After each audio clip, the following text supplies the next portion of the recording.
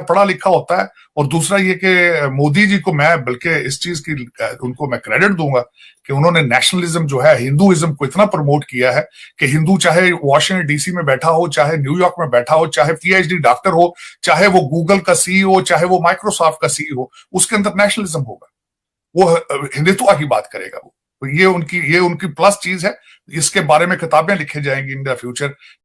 लेकिन मैं जब उनकी कंपैरिजन करता हूं, मैं उनका जो बाइडेन के साथ कंपैरिजन करूंगा कि रशिया के जो फॉरेन मिनिस्टर हैं उन्होंने एक बड़ी इम्पोर्टेंट स्टेटमेंट दी एक फोरम में मॉस्को के अंदर, जिसमें उन्होंने बड़ी लंबी चौड़ी बातें की, लेकिन कुछ इम्पोर्टेंट बातें उन्होंने ये की ख़ासतौर पे इंडिया के हवाले से। एंड दैट्स हाउ कि एक तरफ अमेरिका इंडिया के गीत गा रहा है, उधर से रशिया भी इंडिया के गीत गा रहा है।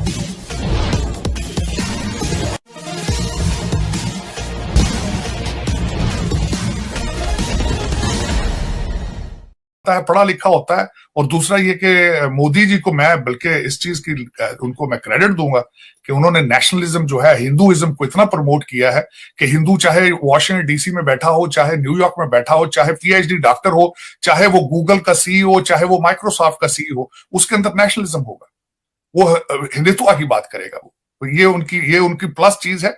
इसके बारे में किताबें लिखे जाएंगी इन द फ्यूचर कि how his nationalist movement gave the boost to the Hindu community. और ये बिल्कुल मैं इसको अप्रिशिएट करता हूं। देखें, वो अपने मुल्क के लिए, अपने काज के लिए वो ही successful, we need to learn from him. अगर हम अपने काज में और अपने नेशनलिज्म में फेल हैं तो this is our fault. Comparison Pakistan के साथ हो ही नहीं सकता। मैं आज बैठ के भारत को कंपेयर कर रहा हूं सुपर पावर के साथ। व्हाइट हाउस ने उनको सुपर पावर एक्सेप्ट कर लिया, पाकिस्तान को तो देखे ना आप उनके साथ किस तरह कंपेयर करेंगे। आप जिहाद की तैयारियां कर रहे हैं। मैं आपके साथ नहीं कंपेयर उनको करूंगा कभी भी। आपके पास 6 बिलियन है, उनके पास 560 बिलियन है उनके फॉरेन रिजर्व। आपके साथ कंपैरिजन उनका मैं नहीं कभी भी नहीं करूंगा। आपका कंपैरिजन इस वक्त आपसे ज्यादा फॉरेन रिजर्व तो अफगानिस्तान के हैं। उनके पास 809 बिलियन अफगानिस्तान के फॉरेन रिजर्व हैं। आपके हालात जो है तो कांगो के साथ कंपेयर हो सकते हैं ना। आप अपनी तो मिसाल ना देंगे आपकी माइनॉरिटी के हालात क्या है। आप माइनॉरिटी के हालात का, आप तो शिया सुन्नी नहीं, आउट ऑफ कंट्रोल है। आप माइनॉरिटी की बात करते हैं। आपके तो वहां भी एक दूसरे को थप्पड़ मार रहे हैं। मैं आपके साथ कंपैरिजन नहीं कर रहा, क्योंकि मैं कंपैरिजन कर रहा हूं उनका अमेरिका के साथ। मैं उनका कंपैरिजन करूंगा बर्तानिया के साथ, क्योंकि this is what they think about it. वो आपका तो नाम भी नहीं लेते। आपका नाम तो उन्होंने दहशतगर्दी रख दिया है। आपको जब डॉक्टर जयशंकर ने एड्रेस करना होता है, each time when he talk about the दहशतगर्दी in his speech, that indirectly he means Pakistan. मैं खुद उनकी स्पीचों में सुन चुका हूं कई लोगों से कि we intentionally don't bring the name of Pakistan, we don't want to give importance to Pakistan. उसकी वजह यह कि it's not worth talking, there is no comparison. लेकिन मैं जब उनकी कंपैरिजन करता हूं, मैं उनका जो बाइडेन के साथ कंपैरिजन करूंगा कि रशिया के जो फॉरेन मिनिस्टर हैं उन्होंने एक बड़ी इम्पोर्टेंट स्टेटमेंट दी एक फोरम में मॉस्को के अंदर, जिसमें उन्होंने बड़ी लंबी चौड़ी बातें की, लेकिन कुछ इम्पोर्टेंट बातें उन्होंने ये की ख़ासतौर पे इंडिया के हवाले से। एंड दैट्स हाउ कि एक तरफ अमेरिका इंडिया के गीत गा रहा है, उधर से रशिया भी इंडिया के गीत गा रहा है। And look how India has manage to reach to this point. अच्छा, अब अगर ये देखें, एक तरफ अगर डॉक्टर जयशंकर का रिसेंट में कल एक सुन रहा था कि डॉक्टर जयशंकर की जो फॉरेन पॉलिसी है वो किस तरह एक जैसे कह लें कि ऑफेंसिव भी है, एग्रेसिव भी है, और वो whatever he wants to get it done. Russia के जो फॉरेन मिनिस्टर हैं वो क्या कह रहे हैं? रशियन फॉरेन मिनिस्टर जो है वो कह रहे हैं जनाब कि इंडिया जो है वो एक इम्पॉर्टेंट प्ले तो है ही है, लेकिन इंडिया का डिप्लोमेटिक एक्सपीरियंस जो है वो बड़ा इम्पॉर्टेंट है, और इंडिया बहुत सारे मसाइल में सलूशन देता है व्हेन इट कम्स टू, हमारे लिए मसाइल पैदा हो जाते हैं। और इंडिया जो है वो इकोनॉमिक ग्रोथ में भी बहुत आगे है, और इंडिया की अपने खित्ते में रेपुटेशन भी बहुत ज़्यादा, और खित्ते में इज़ स्ट्रॉन्ग। अब उधर देखें कि वो जो ये बात चल रही है कि जी कि आप ब्रिक्स को 15-17 मेंबर उसके बन जाए, रशिया कहता है हम इसको सपोर्ट करते हैं। अब जब रशिया कहता है ना इसको हम सपोर्ट करते हैं, in other words basically they are making India, they are giving India that power. एक तरफ अमेरिकन वो पावर दे रहे हैं, एक तरफ इंडिया जो है वो रशिया भी वो पावर दे रहा है। वो कैसे? अब रशियंस को इस चीज़ का पता है कि हम हम कोशिश करें या ना करें, India is getting that space. जो मुझे भारत की सबसे बड़ी चीज जो पसंद है कि they are good in marketing, they are good in their presentation, and it is working. The West is buying it.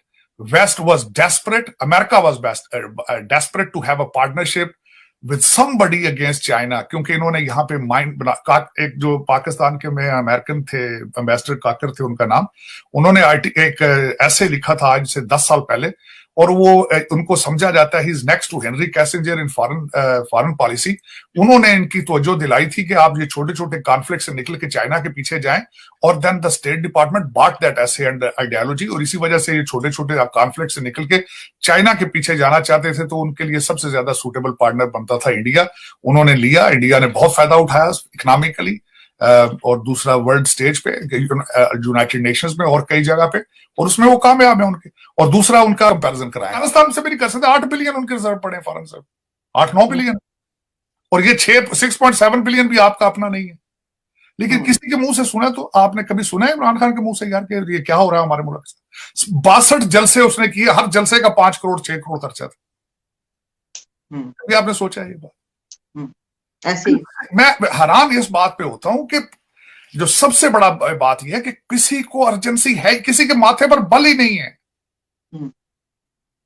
देखिए, एंकर भी शो वही करेंगे ना जो लोग देखना चाहते हैं।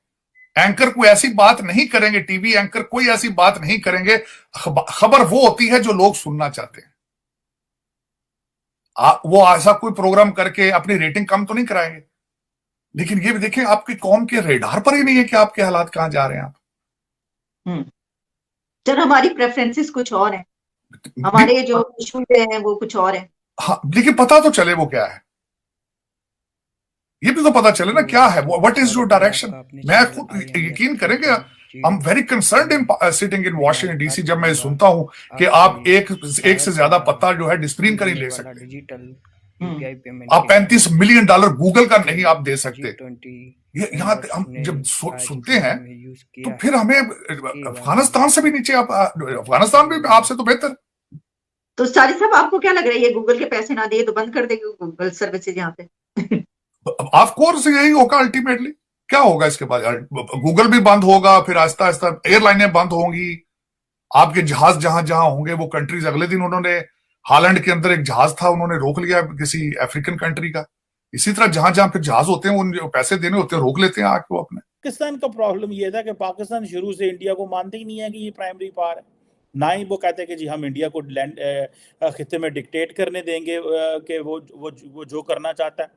वो कह रहे जी हम नहीं करना चाह रहे देंगे, क्योंकि हमने ये सारा कुछ अचीव करने की कोशिश की only through security lens, only through the security prism.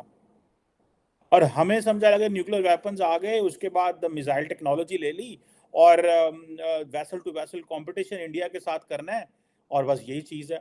हम 15 साल 18 साल ये पीछे अपने बनाए हुए जो तालिबान थे, अपने बनाए हुए बच्चे जो थे, उनसे लड़ने में मसरूफ़ हो गए। इंडिया ने तरक्की करनी शुरू कर दी। सो हमारी जो 40 साल की तरक्की नहीं हुई, और हमने 1947 से लेके जो अभी 2022 तक भी जंगें लड़ रहे हैं, पहले जो है वो किसी और खाते में लड़ रहे थे, अब आपस में एक दूसरे के कपड़े पकड़े हुए हैं। सो ये जो चीज़ें हैं, अब इंडिया को वो कह रहे जी हम तो प्राइमरी पावर हैं।